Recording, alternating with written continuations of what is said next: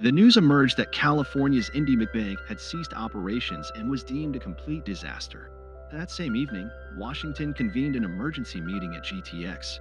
Bobby entered his office, followed by his assistant Nan, who informed him that Sally Wilcox was waiting in the conference room. Bobby proceeded to the staff room, where the atmosphere was notably somber. When he inquired about the issue, no one was willing to disclose any information, prompting him to visit Connell's office to ask if there had been a death. Connell clarified that they had closed the mobile phone division in Newport News and merged the ship system with a rail product, essentially corporate jargon for job cuts disguised as progress. Bobby then made his way to Sally's office to ascertain the situation. Sally introduced him to Dick Landry from the legal department, who informed him that the company had undergone a division change and would provide Bobby with benefits for his 12 years of service. Bobby, in a fit of anger, questioned whether he was being terminated. Sally reassured him that they would also assist him in finding new employment. Bobby declined to take a seat when requested and simply walked out. Bobby began packing his things. His secretary asked about her job status, but he admitted he hadn't checked. Meanwhile, Phil was waiting in Jean's office. Jean noticed Phil looked worried and asked what was wrong. Phil's assistant mentioned that Sally had let go of several employees from the sales group. Jean asked if Phil was among them, but Phil said no, revealing he had been hiding in the office all day. He declared he wouldn't let anyone fire him after 30 years of loyalty, realizing that dedication didn't guarantee job security. At home, Bobby's wife Maggie saw him cooking and asked why he was home early. He said he was making dinner, but when she reminded him of their plans with Jack, Bobby refused to go. Upset, Maggie went inside, leading to an argument about his dislike for Jack. Bobby finally confessed he had been fired that day. Maggie questioned Jean's assurance about his job security, but Bobby explained that Jean had been absent and it was Sally who made the decision. It was shocking how quickly support turned into indifference. Meanwhile, Phil returned home and asked his daughter Susan where her mother was. She said her mother had a headache. As he was heading upstairs, Susan mentioned their next trip would be to Italy and asked to join. Phil agreed but felt uncertain about it. A trip to Italy sounded great, but only if he still had a job. When he entered the bedroom, his wife asked if he had heard about Colin's firing and if they were okay. Phil reassured her they were fine. Jean stood there in a daze, placing ice into his bottle. His wife approached him from behind and reminded him that they needed to leave early, emphasizing that they should not be late again. Bobby, Maggie, and their children arrived at Jack's house, where they entered and greeted everyone. Jack inquired about how Bobby was managing the shift from his high-paying job to a new one. While they conversed, the birthday girl entered, and Bobby remarked that she looked more like 21 than 35. They both shared a laugh, and she invited Bobby to join her for a drink. They enjoyed margaritas made in the blender they had received at the Man of the Year celebration. The host introduced Gene McClary, the executive vice president of GTX, as one of its original employees. Gene took the stage to discuss his perseverance during challenging times for the company and commended James for transforming GTX into a large organization. Gene then invited James to the stage, where James expressed gratitude to everyone and acknowledged that establishing GTX was not an easy task, but it was achievable with Gaines' assistance. Following day, Bobby attended a job training session. Upon his arrival, Danny greeted him and inquired about his destination. Bobby replied that he was going to orientation, and Danny directed him to the appropriate room. Inside, a woman explained what they needed to do for their job search, stating that fear and anxiety could actually be beneficial when seeking employment. Neighbors, dentists, and literally anyone could serve as a potential lead. Back at GTX, Gon and the other staff members discussed the possibility of merging the ship systems and rail products divisions. Phil and Nan joined the conversation as everyone expressed their frustrations about managing the same number of accounts with only half the workforce. Phil remarked that they were fortunate to have jobs in the current climate, then shifted the discussion to strategies for regaining lost business. Bobby exited the orientation and searched for a place to sit. However, when he found an available seat, a colleague informed him that it was already occupied. Danny then called Bobby over, offered him a seat, and Bobby expressed his gratitude before taking a seat. Danny explained that everyone was apprehensive about Bobby due to his newness, to which Bobby inquired why Danny was not afraid. Danny replied that he simply had that level of confidence. Danny then asked Bobby how long his severance package would last, and Bobby clarified that it included 3 months of full pay and 4 months of job placement assistance. Danny mentioned that he had 9 months of severance but had already utilized 4, likening it to a countdown to see how long he could extend those months before the real anxiety set in.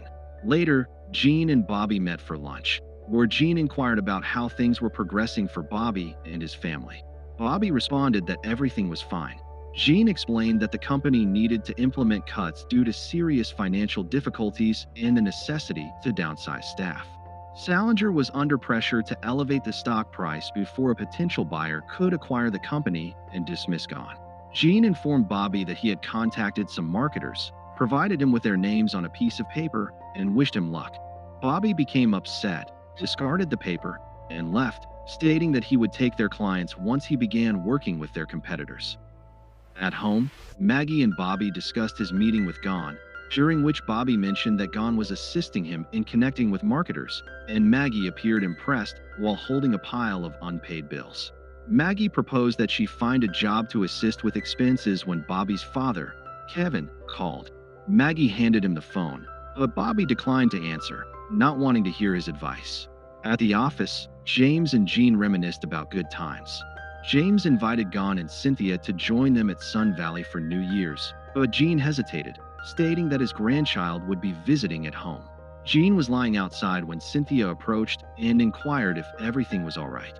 He mentioned having lunch with Bobby and anticipated that Bobby would throw a drink in his face. Cynthia mentioned that she and Sue were planning a weekend trip to Palm Beach and requested the corporate jet.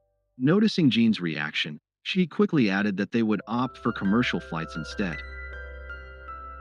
Meanwhile, Maggie suggested selling their house, but Bobby refused, asserting that they would not get stuck. He then left for an interview, driving separately while Maggie took the children. But Bobby Walker was desperately clinging to a life he could no longer afford, hoping that no one would notice. The interviewer reviewed his sales experience and inquired about regional sales, which he confirmed. She offered him a salary of $65,000 a year for a position outside his area. Frustrated, Bobby argued that he earned $120,000 at GTX and had applied for the vice president of marketing position. She responded that they had highly qualified applicants, to which he insisted he was one of them. Following this, Bobby went to the office and began calling marketers about job openings, but all the responses were negative. Bobby continued to call Sally, leaving messages, and when she answered, he went back home to find Drew sitting alone outside. Bobby asked what was wrong, and Drew reassured him that he could manage things since he was maturing. Bobby then informed him that he had lost his job but promised that everything would be all right.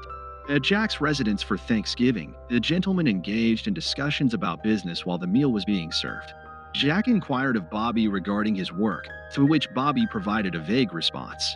Jack noted that he had read Salinger earned 700 times more than the average GTX employee, a timely reminder that those at the top seldom experience the struggles of those at the bottom. Before the meal commenced, Carson offered a prayer, expressing gratitude for their health and requesting assistance for her father in securing employment, inadvertently revealing Bobby's unemployment status to everyone present. Jack extended a job offer to Bobby, which he declined. Meanwhile, James and his business partner were conversing about financial difficulties and faced a difficult decision to sell their new business, close the existing one, or initiate layoffs. They opted for layoffs. Gene confided in James that he disagreed with this decision, but James dismissed him, a typical corporate strategy of prioritizing cuts to the workforce over executive salaries or restructuring. That evening, Maggie and Bobby were in bed discussing their financial situation. Maggie noted that they could sell their house for $850,000 if they reduced the asking price slightly. She questioned Bobby about his reluctance to accept Jack's job offer, to which Bobby replied that he could not work under Jack. His pride was all he had left, and he was clinging to it desperately. In another bedroom, Gene and Sally were also having a conversation. Gene inquired about the criteria for layoffs, which irritated Sally to the extent that she left him alone in bed. The following day, Bobby went golfing with a teammate but felt embarrassed when informed that his membership fees had not been paid. He approached Maggie to ask about the situation, and she explained that they could not afford the payment for the upcoming month, advising him to quit golfing and seek employment to cover their mortgage. Bobby wished to maintain appearances, but Maggie reminded him of their current reality and urged him to cancel his golfing plans, as nothing signifies financial distress more than being expelled from the golf course. Later, Bobby and Maggie had a heartfelt conversation. Bobby expressed feelings of hopelessness, exclaiming that at 37, he was unable to even support his family. Maggie reassured him, stating that everything would turn out fine and that his family was supportive. She embraced him warmly. Bobby then attended another job interview where the interviewer highlighted a strong recommendation from Dan Mass, mentioning that the position offered a salary of $90,000 along with commissions and bonuses. The interviewer informed Bobby that, although he could not guarantee anything, Dan's recommendation combined with Bobby's resume made him an ideal candidate for the role. This brought Bobby a glimmer of hope. However, when he later inquired about the position, he learned it had already been filled. Subsequently, Bobby watched with a heavy heart as someone drove away in the car he had just sold. At a gathering, Phil informed Gon that Sally had terminated his employment. Gon confronted Sally at her office, where she handed him his own termination papers. Meanwhile, Jean and Phil discussed how they had dedicated many years to the company only to feel betrayed. Upon returning home, Jean ignored his wife's calls to come upstairs. Phil began a new position on the factory floor, and at Joanna's office, she surprised Bobby and the team by asking Phil if he smoked. When he replied that he did occasionally, she advised him to quit, as the job market would be harsh at his age. Bobby visited Phil's new small office and noted that the company had to pay extra for it. Phil remarked that it was the least they could do. Phil inquired about the dress code, and Bobby assured him that casual attire was acceptable. At home, Bobby was on the phone with the mortgage company, informing them that he would send a check for the overdue payment. Maggie came downstairs and asked whom he was speaking with. Bobby replied that it was the mortgage company. Maggie then mentioned that Ted had requested her to work on New Year's Eve. Just then, Drew came down and asked Bobby for a ride to Kyle's house. Bobby replied that he was busy, and Drew returned upstairs, feeling let down. Bobby offered to play Xbox with Drew, but Maggie informed him that Drew had returned his Xbox because he realized they could not afford it. Bobby set aside his pride and approached Jack's construction site in search of employment. He began working that very day, struggling to lift timber while Jack continued his tasks. As Bobby grew weary, Jack instructed him to carry 2 more pieces. During lunch, Bobby sat by himself, gazing at his blistered hands. One of Jack's workers approached him, explaining that the blisters were a result of using new gloves, and then offered Bobby his old pair, a small yet significant gesture. Bobby was not only acquiring carpentry skills but also learning the value of humility. The following morning, Bobby was engaged in sandblasting at work. He was instructed to add another sack to the mix, as it was too thin. Jack made a sarcastic remark about how simple the job was compared to moving cost reports in an office. Meanwhile, Jean and Sally were at his home. She inquired about his plans and mentioned that her old friends, Ed and Dana, had invited them to dinner. Phil attended an interview where he encountered a long queue of applicants. The receptionist merely instructed him to sign in and take a seat. Jack handed Bobby his paycheck, which included an additional $200. When Bobby pointed this out, Jack remarked that it might be an error but advised him to keep it regardless. Jean went to dinner with Sally and her friends, feigning enjoyment while feeling utterly miserable. He continued to act as if he had control over his situation, despite the reality that he did not. Bobby's family relocated to his parents' house. Bobby checked on Drew, who was lying in bed with earphones. Bobby asked Drew if he was comfortable sharing a room with his sister for a while, to which Drew replied that it was fine. Liam and his family visited Jean, and while the children played outside, Jean informed Liam that he was attempting to acquire a vineyard and was seeking employment. Liam inquired whether Jean had spoken to his mother, mentioning that she was struggling and contemplating selling the house at work. Bobby learned that Mike was absent because he had been arrested for assault and for being drunk and disorderly. Bobby informed Jack that he knew someone who could assist them. Shortly thereafter, Danny became part of the team, transitioning from an office worker to someone who now picked up a hammer instead of a briefcase. Jean discovered Phil at a bar and offered him a ride home.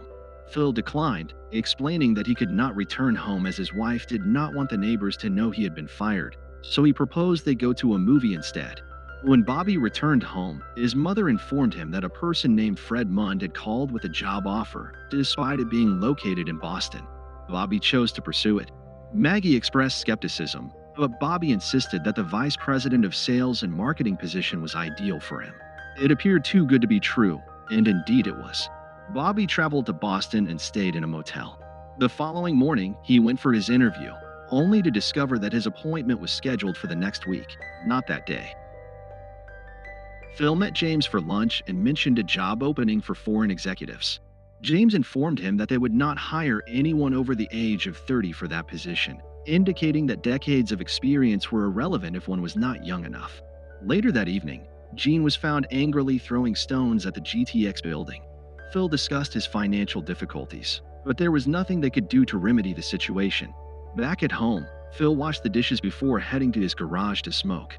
He entered his car, closed the garage door, started the engine, and took his own life through carbon monoxide poisoning. The next day, Gene, Bobby, and others attended Phil's funeral, a tragic yet increasingly common fate for those who felt they had lost everything. Afterward, Bobby and Gene walked through their initial workplace. Gene reminisced about the past, but now everything he had dedicated 30 years to building for himself and others was lost. Bobby returned home and expressed his apologies to Maggie for disappointing her. She reassured him that this challenging period would eventually pass. The following day, Gene visited GTX to confront James regarding his absence from Phil's funeral. Instead of addressing the issue, James spoke about Phil's wife. Gene inquired why James had terminated employees when the company was performing well, but James maintained that it was essential for the company's survival, aligning with market demands. Bobby received a call from Gene regarding a job offer, and later he informed Jack about it, mentioning he was contemplating staying because he favored construction work. Jack advised him to accept Gene's job, candidly stating that Bobby was not a skilled carpenter. Gene had established his own company, ML Maritime Associates. Sally visited his office to congratulate him and inquired about having lunch, but Gene declined her invitation. As she departed, she requested that he consider her for any associate roles, highlighting her renewed energy. Bobby entered his new office and greeted the staff, promptly issuing orders and commencing work. He had re-entered the corporate realm with a renewed outlook, assuring everyone that everything would be fine.